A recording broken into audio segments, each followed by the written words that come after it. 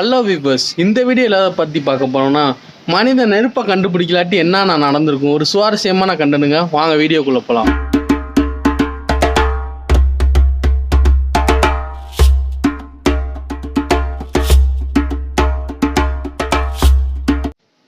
மனிதன் மட்டும் நெருப்பை கண்டுபிடிக்கிறேன்னு வச்சுக்கோங்க, இந்த உலகத்தில் ஏகப்பட்ட மாற்றம் இருந்திருக்குங்க. சொல்லப்போனால் ஏகப்பட்ட மாற்றம்னா, இப்போ எடுத்துக்காட்டால் அந்த கார் இதெல்லாம் ரெடி பண்ணுறாங்க. அதெல்லாம் அந்த நெருப்பில் உருக்கி அந்த மோல்டு செய்கிறது, காரோட ஃபேர் பார்ட் எல்லாமே இது பண்ணுறாங்க.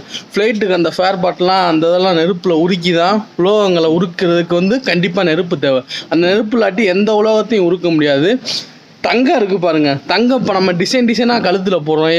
எப்படி பண்ணுறாங்க, அந்த டிசைனு நெருப்பில் உருக்கி அதை இது பண்ணி தான் மாற்ற முடியும். அப்போ தங்கம் எதுவுமே கிடைக்காது. அவ்வளோ ஏங்க நம்ம டெய்லி கேஸில் சமைச்சிக்கு இருக்கோங்க. இன்னைக்கு கேஸில் பற்ற வச்சா சமைக்க முடியுது. ஏன்னா கேஸை பற்ற வச்சா சமைக்க முடியுது. அந்த நெருப்பு இல்லாட்டி இந்நேரம் யாருமே சமைச்சு நல்லா ருசியாக சாப்பிட்டு இருக்க முடியாது. உலகம் பூராவுமே மாறி இருக்கும். நெருப்புன்ற ஒன்று மட்டும் இந்த உலகத்தில் இல்லைன்னு வச்சுக்கோங்க, ஏகப்பட்ட பிரச்சனையை சந்திக்க வேண்டியது இருக்குங்க. நீராவி கப்பல் இருக்குது, அதெல்லாம் நெருப்பு மூலியமாக தான் நீராவி என்ஜின் இது பண்ணிதாங்க அந்த இது பண்ணி. அடுத்து நிலக்கரி கரண்ட் எப்படின்னா நிலக்கரியை எரிச்சு தான் அந்த கரண்ட் வருது.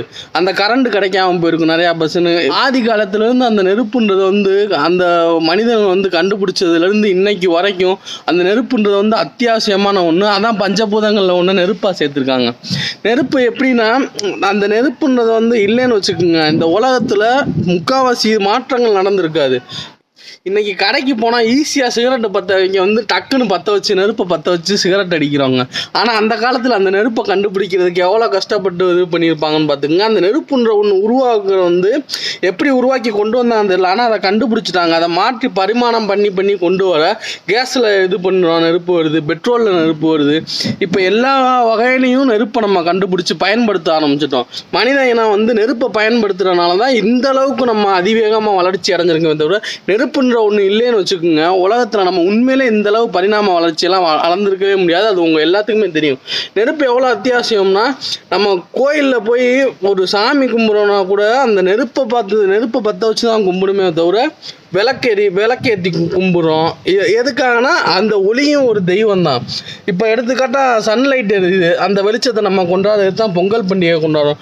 அங்கே அவ்வளோ நெருப்பு இருந்தும் நம்ம அந்த வெளிச்சத்தை கொண்டு போடுது பாருங்கள். அந்த நெருப்பு தாங்க நம்மளுக்கு எல்லாத்தையும் தருது.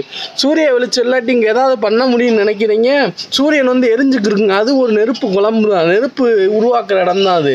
அதனால தான் நம்ம பூமி பூராமே வெளிச்சமாக தெரியுது. அப்போ அந்த நெருப்புன்ற இல்லாட்டி நம்மளோட பொழப்பே இல்லை. அப்போ நெருப்புக்கு எவ்வளோ அத்தியாவசியம் முக்கியத்துவம் கொடுக்கணும்னு பார்த்துக்குங்க. நெருப்புன்ற ஒன்று ஈஸியாலாம் கண்டுபிடிச்சிருக்க முடியாதுங்க. அந்த காலத்தில் என்ன கல்லை உரசி கண்டுபிடிச்சாங்க அப்படின்னு சொல்லலாம். இப்போ கேஸ் வரைக்கும் வந்துருச்சுங்க. இப்படி பற்ற வச்சா நெருப்பு வருதுங்க. அந்தளவு மனிதன் தன்னோட வளர்ச்சியை வளர்த்துக்கிட்டான். நெருப்புன்ற ஒன்று உண்மையிலே பயன்படுத்தாமல் இருந்திருந்தோம்னா என்னென்ன நடந்திருக்குன்னு தெரியுமாங்க? இவ்வளோ பெரிய வளர்ச்சி வந்திருக்காது. மனித வரலாற்றில் இவ்வளோ பெரிய பரிணாம வளர்ச்சி கண்டிப்பாக வந்திருக்காது. என்னைய பொறுத்தளவு கேட்டிங்கன்னா அப்படின்னு தான் சொல்லலாம். ஏன்னா நெருப்புன்ற ஒன்று இருக்கிறனால தாங்க நம்ம சுட்டு சாப்பிட்றோம். நம்ம இந்த கடைக்கு போய் கேஸ் சமைக்கிறாங்க, எல்லா கடையிலையும் போய் சாப்பிட்றோம். நம்ம வீட்டில் சாப்பிட்றோம். எப்படி சாப்பிட்றோம்? இல்லாட்டி பச்சையாக தான் உணவு உண்ணணும், அப்படி ஒரு கான்செப்ட். அப்போ நம்மளோட மைண்டு வேறு மாறி இருக்கும். அதுக்கப்புறம் என்ன பண்ணுவோம்னா, நெருப்பு இல்லைன்னு வச்சுக்கோங்க, அன்றாட வெளிச்சங்கள் லைட்டே அந்த இதை வச்சு தான் நம்ம கண்டுபிடிக்க ஆரம்பிச்சோம். அந்த காலத்தில் தீப்பந்தம் ஏற்றி தான் வெளிச்சத்தை உண்டாக்கி காட்டுக்குள்ளே நடந்து போயிருக்காங்க. அப்போ அந்த வெளிச்சம் இல்லாட்டி பல பேர் போகவே முடியாது வெளியே. அந்த காலத்தில் உண்மையிலே இருந்த ராஜா மண்டபங்கள்லாம் பார்த்தீங்கன்னா நெருப்பு பந்தம் மேலே வச்சுட்டு தான் வெளிச்சத்துக்கு நிற்பாங்க. அந்த காலத்தில் நெருப்பு அப்போ எந்த அளவு அத்தியாவசியமான ஒன்றுன்னு பார்த்துக்குங்க. இருளை போக்கி வெளிச்சத்தை கொடுக்கறது நெருப்பு தாங்க. அந்த நெருப்புன்றதை நம்ம யூஸ் பண்ணிக்கிட்டே இருப்போம். இது போக போக நம்ம இன்னும் பல வழிகாலங்களில் நம்ம நெருப்பை யூஸ் பண்ணலாம். அது இப்போதைக்கு நம்ம தெரிஞ்ச வழி பெட்ரோலு, கரண்ட்டு மூலியமாகவும் நெருப்பு வர ஆரம்பிச்சிட்டோம். லேசரு, அதுலேயும் நெருப்பு வருது. இப்போ ஏகப்பட்ட இடத்துல நம்ம நெருப்பை பயன்படுத்திக்கிருக்கோங்க. நெருப்பை பற்றி உங்களுக்கு தெரிஞ்ச ஒரு கான்செப்ட் என்னன்னு சொல்லுங்கள். நெருப்பு இல்லைன்னா இந்த பூமியே இல்லைன்னு நான் நினைக்கிறேன்.